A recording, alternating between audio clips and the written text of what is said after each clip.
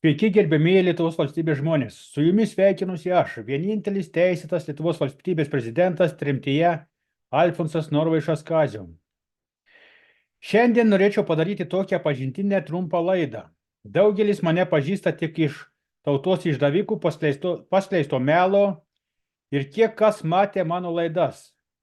Tai žinokite, aš nors ir užsienyje gyvendamas, bet nuo 2017 metų vis darau įtaką žmonių geroviai, skleisdamas įvairiausią informaciją apie tautos išdavikų veiklą ir panašiai.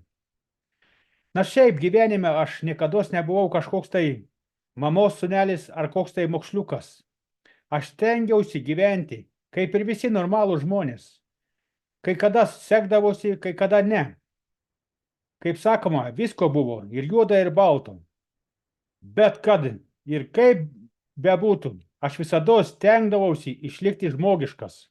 O nuo to laiko, kai mane išrinko Lietuvos valstybės pirmininku ir po to prezidentu, tai šiuo laikotarpiu iš viso stengiuosi neužsiimti verslais ar kitokia veikla, išskyrus darbas ir Lietuvos valstybės kūrimas. Tad noriu pasakyti visiems, kurie iš tikro norite ir tikite, kad mes galime suvaldyti dabartinę situaciją Lietuvoje.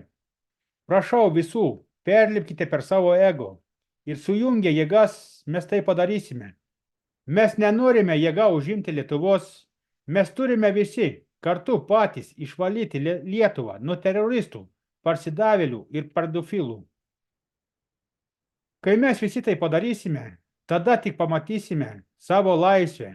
Padarysime, kad mūsų šalį valdytų ne kokie tai teroristai ar kitokio plauko atmatos, o būtent tik suverenas, tai yra tauta valdys. Kai mes visi sukibę tai padarysime, aš asmeniškai užsakysiu tyrimą dėl mano šmeižto bylos ir jei aš iš tiesų esu kaltas, tai prisiimsiu man siūlomą bausmę. Taip pat aš netrokštų garbės ar milijonų, aš tik trokštų, kad mūsų maža šalelė iš tikrųjų būtų laisva ir jo žmonės būtų laimingi ir didžiuotųsi, kad yra gimę lietuviais. Todėl dabar pažadu, kai atsiimsime Lietuvos nepriklausomybę ir sunaikinsime teroristinį tinklą, aš paskelbsiu naujus prezidento rinkimus, kad nebūtų abejonių dėl mano dabartinės pozicijos ir greičiausiai pats rinkimuose nedalyvausiu. Dėl to, kad nedalyvausiu rinkimuose, negaliu pažadėti, nes jei tauta reikalaus, aš neturėsiu teisės atsisakyti. Mes nebūname tik teisūs arba tik kalti, mes esame žmonės, todėl jei klystame, reiškia mes dirbame ir savo klaidas taisome. Pagalvokime visi, ar mes to nusipelnėme, ar mūsų ateityje turi nebelikti.